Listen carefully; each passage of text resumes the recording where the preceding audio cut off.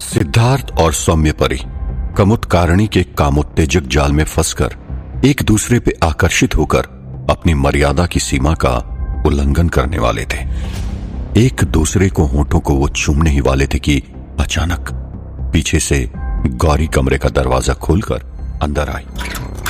गौरी सिद्धार्थ और सौम्य परी को इस स्थिति में देखकर स्तब्ध हो गई। उसी वक्त कामोत्कारणी ने सिद्धार्थ और सौम्य परी को भी अपनी कामोत्तेजक माया से मुक्त कर दिया। वो दोनों होश में आए।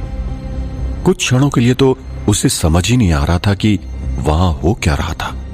गौरी ने जो देखा उससे वो इतनी हैरान हो गई कि उसका मुंह खुला का खुला रह गया। सिद्धार्थ और सौम्य परी भी गौरी को देखकर होश में आए और एक दूसरे के आगोश से दूर हो गए। गौरी इतनी हैरान थी कि वो चाहकर भी कुछ बोल नहीं पा रही थी। उसके हाथ में चाकू था जिससे वो सब्जी काट रही थी। गौरी की आंखों में आंसू छलक आए। उसे देखकर सिद्धार्थ ने कहा, देखो गौरी, जैसा तुम समझ रही हो वैसा कुछ नहीं है। मैं तुम्हें सब समझा सकता हूं। मैंने तुमसे कहा था ना कि मैं। सिद्धार्थ अपनी बात पूरी कर पाए उससे पहले गौरी रोने लगी और वहां से भाग गई। सिद्धार्थ उसके पीछे भागा। गौरी ने अपने कमरे में जाकर कमरे का दरवाजा बंद कर दिया। सिद्धार्थ गौरी के कमरे में गया और उसका दरवाजा खटखटाने लगा। सिद्धार्थ गौरी से कहने लगा, गौरी, मेरी बात तो सुनो। मैं जानता हूं कि मैंने जो किया वो गलत किया, लेकिन इसमें पूरी तरह से मेरा दोष नहीं है। मुझे लगता है कि मुझ पर किसी ने नियंत्रण बनाकर रखा हुआ था। ये बात मैंने तुमसे पहले भी कही थी। गौरी अपने कमरे में अपने बिस्तर पर तकिए में अपना सर दबाए बिलख बिलख कर रोने लगी थी। कामोत्कारणी ने उसी वक्त गौरी पर निराशा का माया जाल फैलाया। गौरी निराश होती गई। सिद्धार्थ को किसी पराई स्त्री के साथ ऐसी हालत में देखकर अभी भी विश्वास नहीं कर पा रही थी। गौरी हताश के दलदल में डूबती जा रही थी। सिद्धार्थ कमरे के बाहर से दरवाजा खटखटाते हुए गौरी को समझाने की कोशिश कर रहा था, लेकिन गौरी अब कुछ भी सोचने समझने की स्थिति में नहीं थी। उस तरफ बूढ़े बाबा विश्वनाथ जी की खिताब लेकर जंगल की तरफ रवाना हो गए थे। अपनी शक्तियों और विद्याओं को बढ़ाने के लिए वो मायावी गुफा की तरफ आगे बढ़ रहे थे। बूढ़े बाबा को पता था कि अगर वे किसी से भी इसके बारे में चर्चा करेंगे तो वो जाने अनजाने में उनके मार्ग में बाधा डाल सकते थे। इसलिए उन्होंने एक चिट्ठी में सब कुछ लिखकर वो चिट्ठी को नील भवन के डाइनिंग टेबल पर रखकर चले गए थे। बूढ़े बाबा उस मायावी जंगल के अंदर अकेले ही चले जा रहे थे। मायावी जंगल के खतरों के बारे में जानकर भी उन खतरों की परवाह किए बिना बूढ़े बाबा आगे चले जा रहे थे। बूढ़े बाबा की गुफा मायावी जंगल के सबसे गहरे इलाके में था और जितनी बार भी किसी ने वहां पर जाने का प्रयत्न किया था उन्हें कोई न कोई खतरों का सामना करना ही पड़ा था। बूढ़े बाबा आगे चले तो जा रहे थे, लेकिन उनके मन में एक द्वंद्व चल रहा था।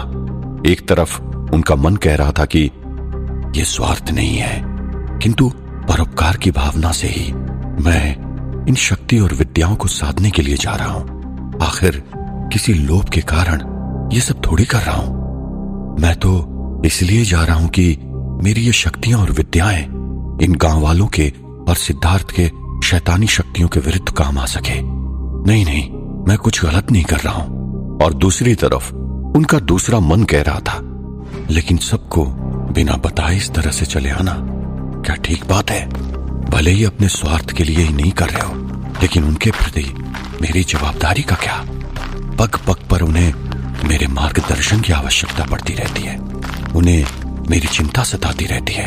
मुझे इस तरह से वहां पर न पाकर उनकी क्या स्थिति होगी, इसके बारे में सोचा है? इस दुविधा के कारण बूढ़े बाबा चलते चलते वहीं पर रुक गए। उन्होंने लौटने के लिए अपने कदम फिर से वीरानगढ़ की तरफ मोड़े। उन्होंने कुछ कदम आगे बढ़ाए थे कि उनके सामने एक भयंकर बाघ आ गया। बाघ को देखकर बूढ़े बाबा स्तब्ध हो गए। उनके पैर कांपने लगे और उन्हें पसीना छूटने लगा। बाघ भी बूढ़े बाबा को भूखी नजरों से देख रहा था। बाघ के मुंह से लार टपकने लगी। उस बाघ ने एक एक कदम बूढ़े बाबा के पास बढ़ाए। बूढ़े बाबा भी धीरे से एक एक कदम पीछे लेने लगे। वहां पर बूढ़े बाबा को बचाने वाला कोई भी नहीं था। बूढ़े बाबा अपनी झोली में से कुछ काले तिल निकालने गए, लेकिन उन्हें एहसास हुआ कि वो अभिमंत्रित काले तिल नील भवन में ही भूल आए थे। उनके पास उस झोली में कुछ भी नहीं था।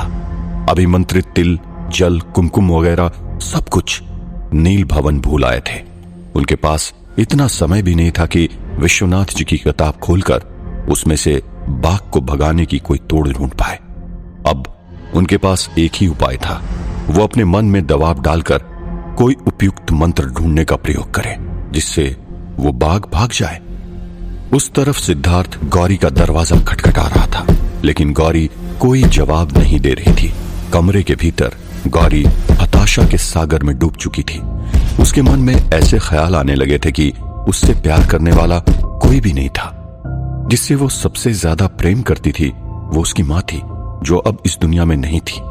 उसके पिता से उसको वो प्यार नहीं मिल पा रहा था जिसकी उसको आवश्यकता थी। बचपन से ही उसके पिता मिस्टर भारद्वाज यानी कि सिद्धार्थ के पिता के साथ काम में मशरूफ रहते थे।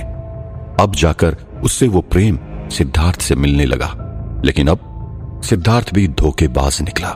इसलिए इस दुनिया में रहकर क्या करना है, ऐसे विचार गौरी के मन में घूमने लगे थे। इस प्रकार के ख्याल मन में आते ही गौरी डिप्रेशन में चली गई और उसके हाथ में रह रहे हुए चाकू से अपने दूसरे हाथ की नस काटने का विचार उसके मन में घूमने लगा। गौरी ने अपनी दाहिने हाथ की मुट्ठी बंद की और बाएं हाथ में चाकू पकड़कर चाकू को दाहिने हाथ की कलाई पर रख दी और अपनी नसें काटने के लिए तैयार हो गई।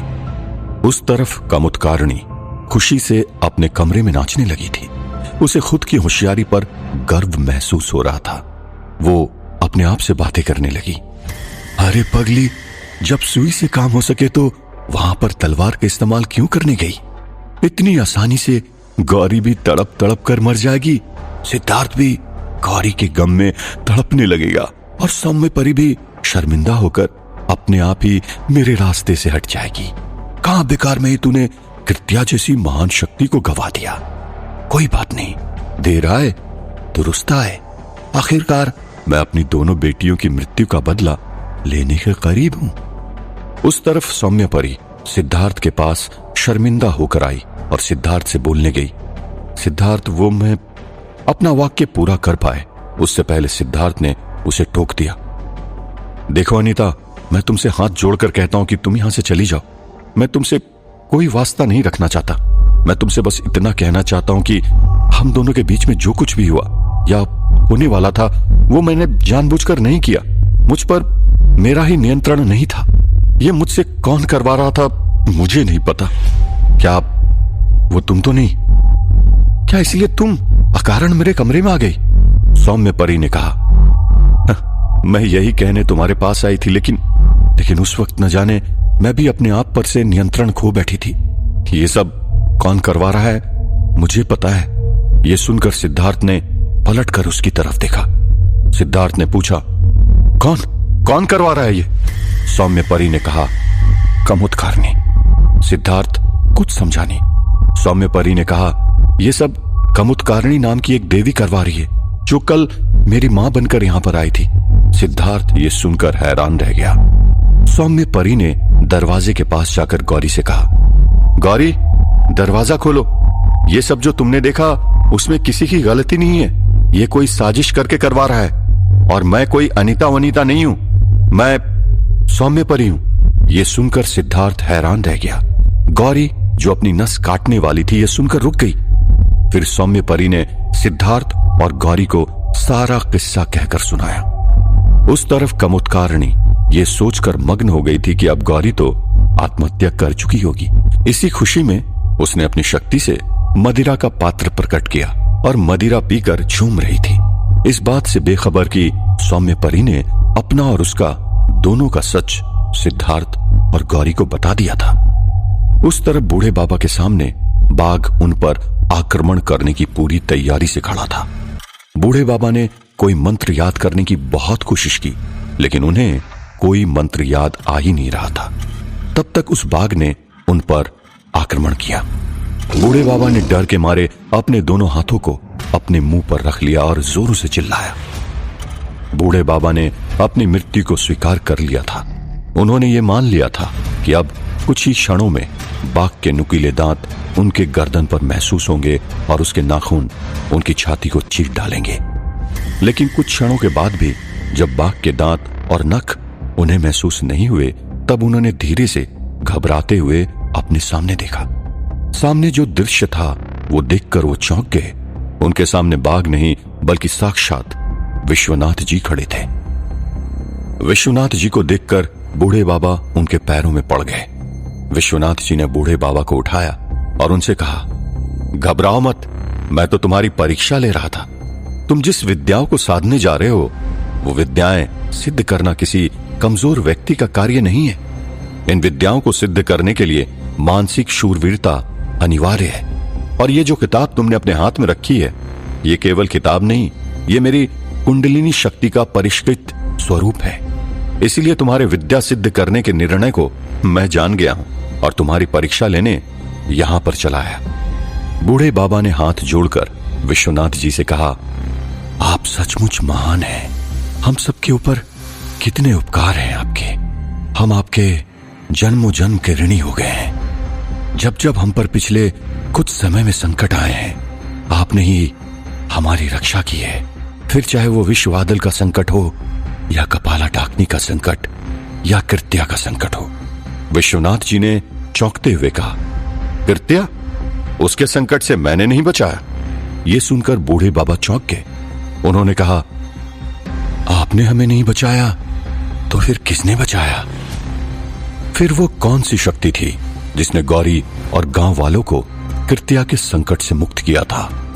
सौम्य परी और कमुत्कारणी की सच्चाई जानकर सिद्धार्थ अब क्या करेगा? क्या मात्र सच्चाई जान जाने से कमुत्कारणी को हराना आसान हो जाएगा, या अभी बाकी था कमुत्कारणी का कहर? जानने के लिए सुनते रहिए वीरानगढ़, ओनली ऑन पॉकेट FM।